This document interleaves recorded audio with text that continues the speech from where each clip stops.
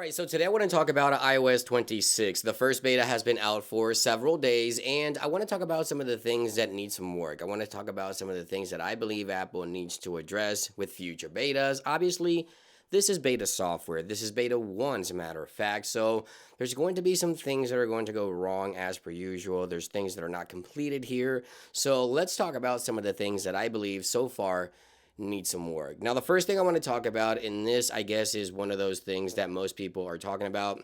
Control Center. Now, obviously, I believe Apple will add more contrast to Control Center.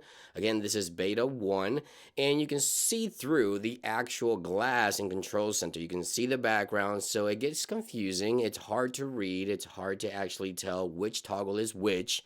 So, obviously, Control Center is going to need some work. I think a little bit of contrast will help and go a long way. Now, here on the lock screen, sometimes contrast is also important as well. So when you get notifications, sometimes it's hard to see some of the notifications. So I believe Apple will start adding a little more contrast to the background depending on the color of the wallpaper that you're using, and of course here to Control Center in order to make it look better, obviously, and easier on the eye. So yeah, Control Center, definitely there's no way around it. It needs some work here. I think even the actual toggles need a little bit of work, but everything else in Control Center in terms of usability seems pretty okay to me. So everything is obviously similar to iOS 18 in terms of usability. We just need that extra contrast with notifications and backgrounds. Liquid glass obviously can make it difficult when you're trying to see through a sheet of glass. So yeah, contrast, one thing that definitely needs to be added with future betas. Now, some of you guys are asking about battery life. How's battery life? Well, honestly, it's terrible. Battery life is definitely terrible. There's no way around it.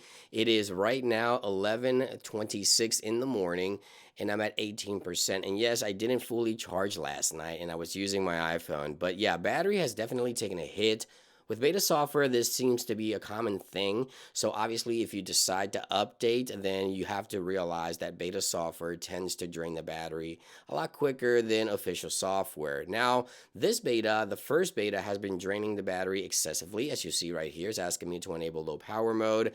And I didn't fully charge my iPhone last night, but in comparison to official software, then yes, battery definitely needs some work. And this is something you have to think about when you're running beta software. There's a lot of things indexing into plays and things that are running in the background. Fresh new software, obviously, beta 1. So battery definitely has taken an impact, and battery life is just horrible with iOS 26 beta 1. Next, I want to talk about overheating. I see many reports of this, and I have to be honest, when charging my phone, I haven't noticed any drastic overheating. I did notice my iPhone get a little bit warmer than expected, especially when wirelessly charging. Other than that, I haven't noticed that my iPhone is overheating on a daily basis, just doing normal things like browsing social media or capturing video or anything like that. I know that some users are having overheating issues, but based on my experience, I have to be honest, I haven't noticed any real excessive overheating. Obviously, if you're running a CPU intensive task, your iPhone may get warmer than expected, but overall, in terms of overheating, whether it's charging or just using my phone for the normal stuff,